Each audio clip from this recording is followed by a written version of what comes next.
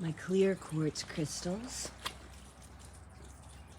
they absorb the moonbeams, the rays from the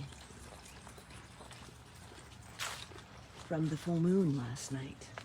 And last night is referred to as both the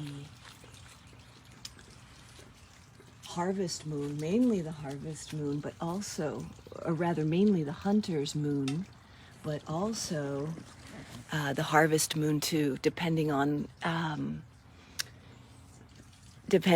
which one falls closest to the equinox. So that full moon would have been in September, but sometimes it can happen in October also. But this full moon, both of them, this time of year, the full moon is very close to the horizon. So it rises just after sunset.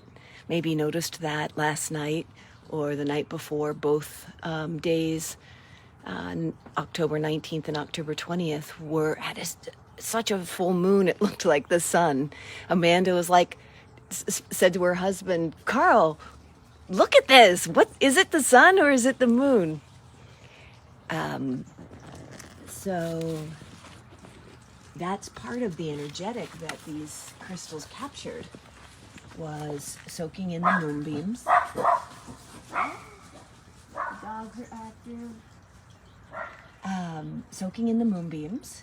And within that, the hunter's moon, what that refers to is, it's about, and then how do we apply that idea to our modern life? But the hunter's moon really speaks to the brightness of this moon. Like the moon is the full moon, which really represents the feminine, is at its brightest, is at its fulminance, right?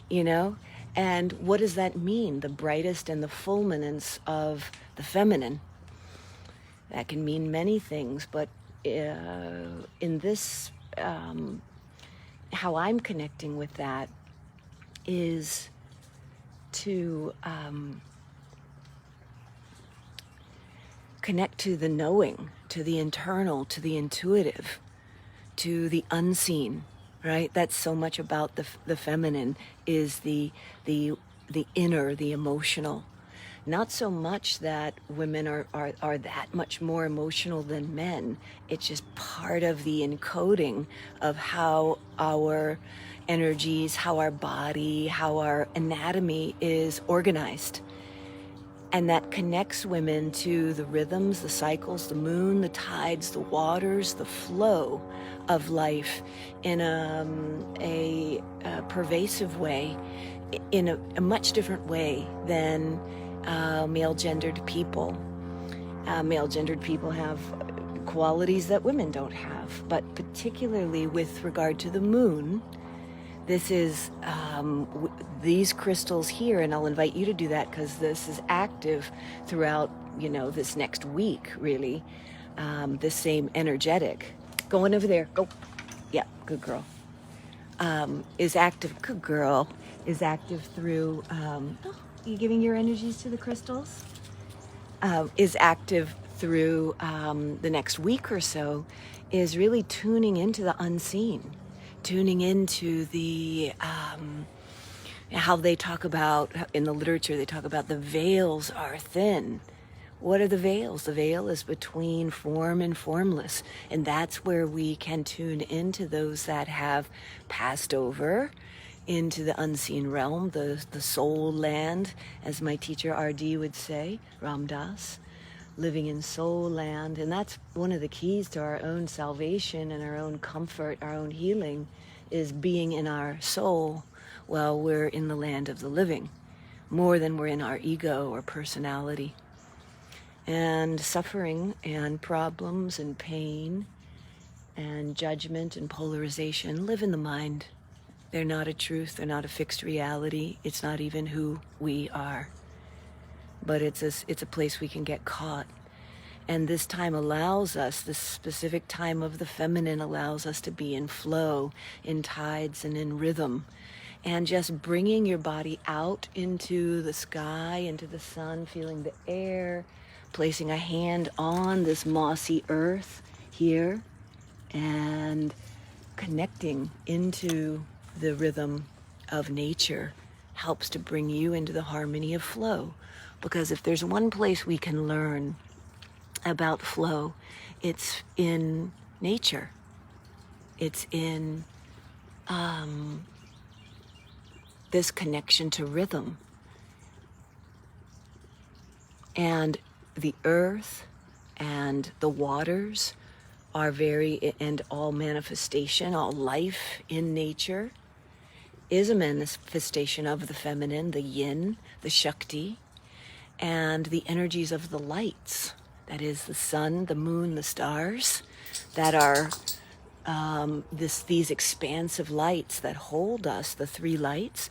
Those traditionally in Chinese medicine and in Vedic knowledge belong to the masculine.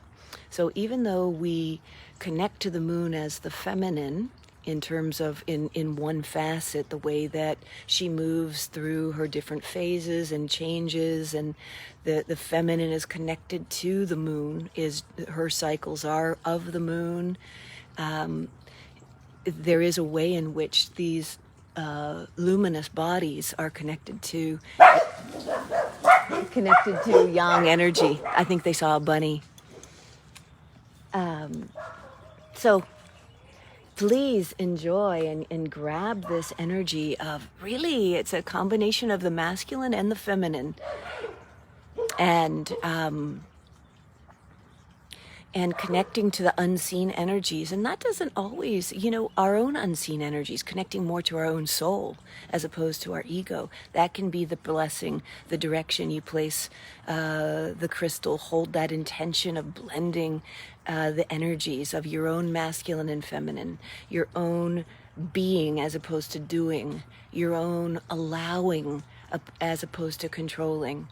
I mean, I need these lessons these days as much as anyone, and it's my honor and privilege to be able to be on this path and walk this walk with you. So the hunter's moon is a bright moon so that we can spend even more time hunting the land and storing up all that has been harvested from what has come before, in order to fill our stores, our resources, to resource ourselves in order to make it through the winter. So this really marks the biggest energetic shift in the seasonal energies, is the hunter's moon. So enjoy the light. Enjoy being held by the four energies that actually form a 360-degree ring embrace around you. That is the earth, the mother, and the three lights above, the stars, the moon, and the sun. And this forms, and the stars go from horizon to horizon, and then the earth moves also from horizon to horizon, but underneath, down below in the dark, in the yin. So contemplate that. Maybe that is enough. This is the prayer of the shaman, the Wu, as we say in Taoism. And the Wu actually, many were actually of the feminine for this exact reason. So tune into your soul, make your elixir, and place that intention to live from your soul's prompting, to walk on your highest path in the light of your own soul's walk. All right? Many blessings on your healing journey. I'll be right there with you, and I'll see you soon. Bye.